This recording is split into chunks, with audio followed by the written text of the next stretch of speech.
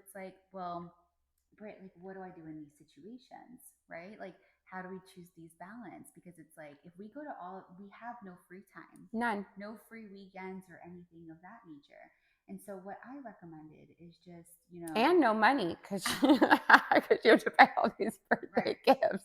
right. And it's hard. So, it's like, how do we manage, the idea of rest by balancing our schedule versus saying yes to everything Mm-hmm. essentially. And that kind of ties into like boundaries. And so I did, say, hey, this is like a really hard situation. And for someone who doesn't have a child who's in private school, I never like lived it, but I can imagine, as far as like my own friend groups, right?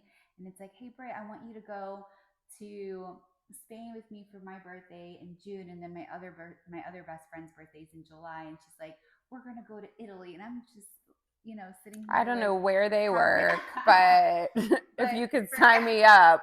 but for me, I'm sitting here like, oh my goodness, like how do I manage this balance, right? Remember, balance isn't just like scheduling, but it can also show up like with your finances, balance with your relationships and things of that nature.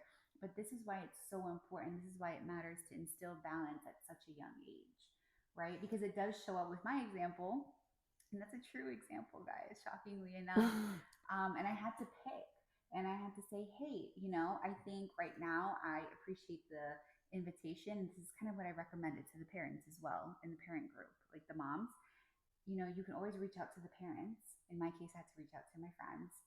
And you can always say to the parents, like, hey, thank you so much. We've had so much going on recently, right? And the mom, you as a mom or as a parent, you could just pick, like, okay, you're gonna go to these birthday parties because these are like your true, like your Mm-hmm. best of best friends, right?